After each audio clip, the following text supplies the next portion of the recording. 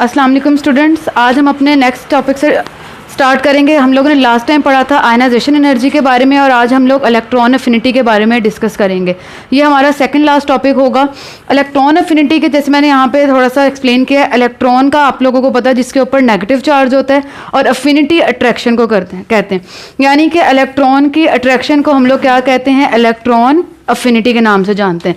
तो अगर मैं इसकी जनरल डेफिनेशन पे आऊँ, the amount of energy released when an atom या when an electron is added in the valence shell of an atom, यानी हम लोगों ने अगर आयनाइजेशन एनर्जी को रिकॉल करें तो हम लोगों ने बात की थी कितनी अमाउंट ऑफ एनर्जी एब्जॉर्ब होती है जब एक इलेक्ट्रॉन वहाँ से रिलीज आउट होता है, जिसमें हम लोगों ने एग्जांपल दी थी, अगर आप लोगों को याद हो, सोडियम की Na++1 इलेक्ट्रॉन, तो वो कितनी अमाउंट ऑफ एनर्जी हमें रिक्वायर हुई थी, 496 किलो जूल पर मोल। तो आज हम लोग अगर इलेक्ट्रॉन अफिनिटी के ऊपर बात करें तो इसमें हम लोग ये देखेंगे कितनी अमाउंट ऑफ एनर्जी वहाँ से रिलीज होगी जब एक इलेक्ट्रॉन क्या होगा, एडिड होगा किसी भी एटम के अंदर। तो आप लोगों की बुक के ऊपर उन्होंने एग्जाम्पल लिखी है फ्लोरीन की, लेकिन उसको डिस्कस करने से पहले मैं एक जनरल एग्जाम्पल लेती हूँ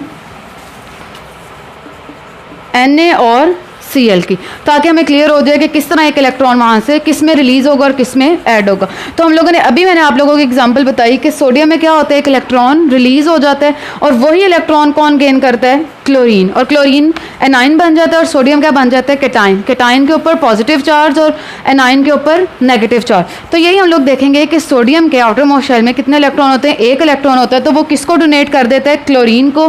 क्लोरीन ने भी अपना ऑक्टेट कंप्लीट करने के लिए उसे एक इलेक्ट्रॉन की ज़रूरत है, क्योंकि अगर हम लोग इसके देखें तो क्या 1 2 3 4 5 6 और 7, अगर एक इलेक्ट्रॉन इसको मिल जाए तो इसका ऑक्टेट क्या हो जाएगा, कंप्लीट। ऑक्टेट का मतलब ये 8 इलेक्ट्रॉन को पूरा करना। तो क्लोरीन की हमेशा यही कोशिश होती है कि ये 8 इलेक्ट्रॉन्स को पूरा करे और अपने आप को स्टेबल बना ले।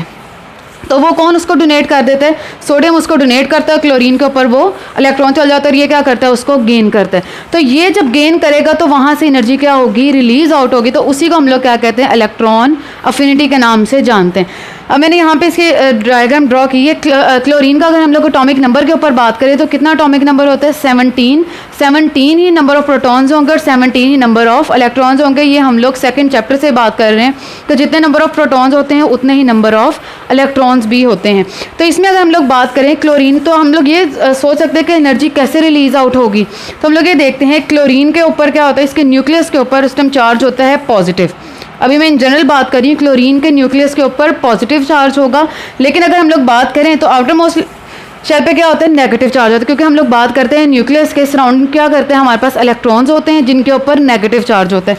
तो हम लोग यही देखेंगे क्लोरीन के न्यूक्लियस के ऊपर पॉजिटिव चार्ज और इलेक्ट्रॉन्स, ये जो आउटर मोस्ट शेल के बाहर इलेक्ट्रॉन्स होते हैं उनके ऊपर कौन सा चार्ज होगा, नेगेटिव।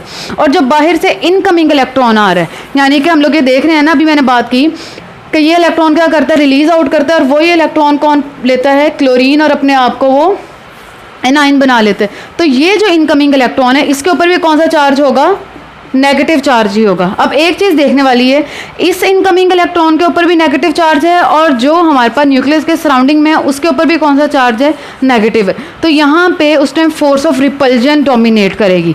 इन दोनों के दरमियान कौन सी फोर्सेज होंगी, फोर्स ऑफ रिपल्जन, क्योंकि हम लोग बात करते हैं डिफरेंट चार्जेस के ऊपर फोर्स ऑफ अट्रैक्शन होती है और सेम चार्जेस के ऊपर फोर्स ऑफ रिपल्जन होती है। तो ये इनकमिंग इलेक्ट्रॉन और जो आउटर मोस्ट इलेक्ट्रॉन्स है वो एक दूसरे को क्या करेंगे, रिपेल करेंगे। लेकिन अगर हम लोग फर्दर बात करते हैं क्लोरीन के न्यूक्लियस के ऊपर, तो मैंने अभी बताया क्लोरीन के न्यूक्लियस के ऊपर कौन सा चार्ज होता है, पॉजिटिव, और उन इनकमिंग इलेक्ट्रॉन के ऊपर कौन सा चार्ज है, नेगेटिव। तो ये दोनों एक दूसरे को अट्रैक्ट करेंगे। और हम लोगों ने यहाँ पे बात भी फोर्स ऑफ अट्रैक्शन की करनी है, क्योंकि अफिनिटी का मतलब है अट्रैक्शन, किसी चीज़ के लिए, किसी चार्ज के लिए कशिश होना। तो हम लोग यही देखेंगे इनकमिंग इलेक्ट्रॉन और क्लोरीन के ऊपर क्या चार्ज है, पॉजिटिव, और इनकमिंग इलेक्ट्रॉन के ऊपर कौन सा चार्ज है, नेगेटिव। तो ये दोनों एक दूसरे को अट्रैक्ट करेंगे और ये फोर्स ऑफ जो अट्रैक्शन है ये डोमिनेट कर जाएगी, और उस जो ये हमारे पास पैटर्न होगा इसमें एनर्जी क्या हो जाएगी, वहाँ से रिलीज आउट होगी। और उसी एनर्जी की जो रिलीजिंग आउट है उसे हम लोग क्या कहते हैं, electron affinity. The amount of energy released when an electron is added in the valence shell of N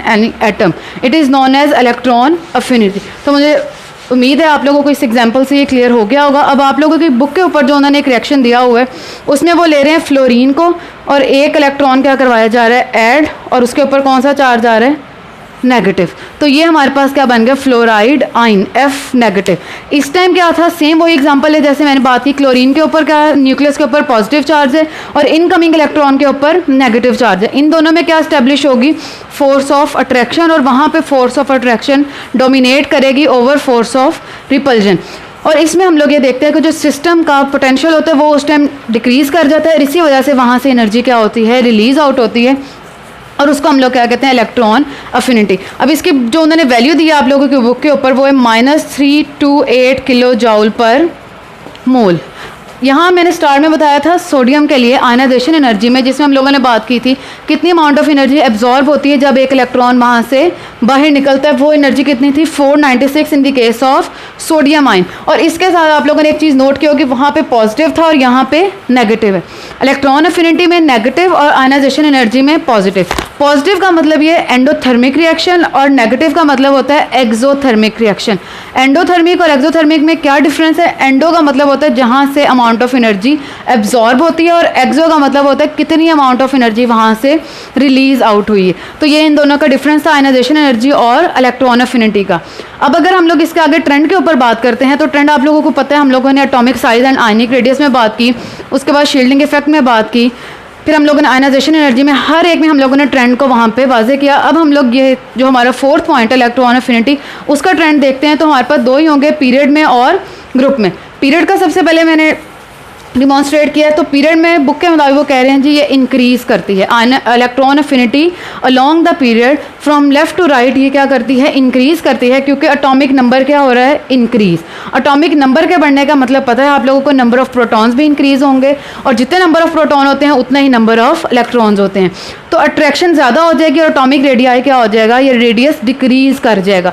ये हम लोगों ने पहले पॉइंट से पढ़ते आ रहे हैं एटॉमिक रेडियस से, कि जितनी अट्रैक्शन क्या होगी, ज़्यादा होगी, उतना ही एटॉमिक रेडियस क्या होता जाता है, कम। कैसे, क्योंकि जितने नंबर ऑफ शेल ज़्यादा होते हैं उतना हम लोग देखते हैं उसका डिस्टेंस क्या होना शुरू हो जाता है, ज़्यादा। उतना ही न्यूक्लियस और आउटर मोस्ट शेल में डिस्टेंस ज़्यादा हो जाएगा, और फोर्स ऑफ अट्रैक्शन उतनी कम होगी किस पे, आउटर मोस्ट शेल पे, लेकिन उतनी ही ज़्यादा होगी किस पे, इनर मोस्ट शेल पे। तो ये आप लोगों का डिफरेंस मैंने फर्स्ट पॉइंट से क्लियर कर रही हूँ कि जितने नंबर ऑफ शेल में इजाफा होगा उसका मतलब ये न्यूक्लियस और आउटर मोस्ट शेल में डिस्टेंस ज़्यादा हो जाएगा, और जितना फ़र्क ज़्यादा होता है उतनी अट्रैक्शन क्या होगी, वहाँ पे कम होगी। तो हम लोग यहाँ पे ये देखेंगे कि वो कह रहे हैं एटॉमिक रेडियस क्या हो रहा है, डिक्रीज। इसका मतलब ये है कि फोर्स ऑफ अट्रैक्शन वहाँ पे ज़्यादा होगी, तो हमारे पास ये पीरियड में क्या होगा, इलेक्ट्रॉन अफिनिटी वहाँ पे इंक्रीज़ करेगी। ये एग्जांपल हम लोग थोड़ी सी डिस्कस कर लेते हैं। ये मैंने एक एग्जांपल लिया ग्रुप की, ग्रुप नंबर 1 से एक एलिमेंट लेंगे और एक ग्रुप नंबर 6 से। ग्रुप नंबर 6 का आप लोगों को पता है कौन सा है, वो है हमारे पास ऑक्सीजन हम लोग लेते हैं, जिसके एटॉमिक नंबर कितना होता है, Z = 8, यानी कि 8 ही प्रोटॉन्स। 8 प्रोटॉन्स का मतलब कि 8 positive charge and 8 negative charge. और यहाँ पे लिथियम का एटॉमिक नंबर क्या है, 3 positive charge and 3 negative charge. तो एक चीज़ यहाँ से हम लोग देखते हैं कि दूसरे पीरियड से एग्जांपल लिए तो दोनों के नंबर ऑफ शेल्स क्या होंगे, सेम, यानी कि 2-2 शेल ही होंगे। ये हम लोगों ने बात की थी कि ग्रुप नंबर किसको रिप्रेजेंट करता है, नंबर ऑफ इलेक्ट्रॉन्स को, और पीरियड नंबर किसको रिप्रेजेंट करता है, नंबर ऑफ शेल्स को। तो हम लोग यहाँ पे देखेंगे, यहाँ पे 3 पॉजिटिव चार्ज हैं और 3 नेगेटिव हैं, यहाँ पे 8 पॉजिटिव है और 8 नेगेटिव है। तो अट्रैक्शन किन के दरमियान ज़्यादा होगी, 8 प्रोटॉन्स एंड 8 इलेक्ट्रॉन्स, इनके दरमियान, क्योंकि 8 हैं तो 8 के दरमियान क्या होगी, वहाँ पे फोर्स ऑफ अट्रैक्शन इस्टेब्लिश होगी। तो अट्रैक्शन जितनी ज़्यादा होगी एटॉमिक साइज उतना ही क्या होगा, कम होगा, यानी कोलैप्स करेगा, और एनर्जी क्या हो जाएगी, वहाँ से रिलीज़ आउट होना आसान हो जाएगी। और एनर्जी जितनी रिलीज़ होगी उसी को हम लोग क्या कहते हैं, इलेक्ट्रॉन अफिनिटी कहते हैं। अब आगे हम लोग ग्रुप की बात कर लेते हैं। तो ग्रुप में ये इलेक्ट्रॉन अफिनिटी डिक्रीज़ करती है। इसका मैंने एग्जांपल लिया ग्रुप नंबर 1 से, और पीरियड यहाँ पे लिखा है 1, 2, 3, 4 एंड 5। आप लोग किसी भी पीरियड से एग्जांपल ले लें, एक मैंने ले ली है सेकंड से और एक ले ली है फिफ्थ से। तो पीरियड नंबर का मतलब क्या है, सेकंड का मतलब ये उसमें 2 नंबर ऑफ शेल्स होंगे, और फिफ्थ का मतलब क्या है, उसमें 5 नंबर ऑफ शेल्स होंगे। तो यहाँ पे मैंने लिखा है जितना एटॉमिक साइज या एटॉमिक रेडियस इंक्रीज करेगा उतना ही न्यूक्लियस फोर्स ऑफ अट्रैक्शन क्या करेगा, वहाँ पे कम होती जाएगी। जितनी फोर्स ऑफ अट्रैक्शन कम होगी उतनी इलेक्ट्रॉन अफिनिटी भी कम होना शुरू हो जाएगी, क्योंकि अफिनिटी का मतलब क्या है, अट्रैक्शन। जितनी फोर्स ऑफ अट्रैक्शन कम उतनी इलेक्ट्रॉन अफिनिटी कम, और जितनी फोर्स ऑफ अट्रैक्शन ज़्यादा उतनी इलेक्ट्रॉन अफिनिटी ज़्यादा। पीरियड में क्यों ज़्यादा, क्योंकि नंबर ऑफ शेल्स की हम लोगों ने बात की नंबर ऑफ़ शेल्स जितने कम होंगे उसका मतलब क्या है, ये कांस्टेंट होंगे, उसका मतलब यही है कि हमारे पास जो इलेक्ट्रॉन या फोर्स ऑफ अट्रैक्शन है वो कांस्टेंट रहेगी, यानी वो ज़्यादा रहेगी, और जितनी वो ज़्यादा होगी उतनी वो पीरियड में इंक्रीज़ करेगी। तो इस तरह हमारा इलेक्ट्रॉन एफिनिटी का टॉपिक यहाँ पे ख़त्म होता है। अब हम लोग इंशाल्लाह इलेक्ट्रॉन नेगेटिविटी स्टार्ट करेंगे नेक्स्ट लेक्चर में, लेकिन आप लोगों ने टेस्ट योर सेल्फ और एक्सरसाइज में जितने क्वेश्चन रिलेटेड हैं इस टॉपिक से वो अच्छे तरीके से देख लें। तो नेक्स्ट लेक्चर में हम लोग अपने लास्ट टॉपिक को डिस्कस करेंगे। अल्लाह हाफ़िज़।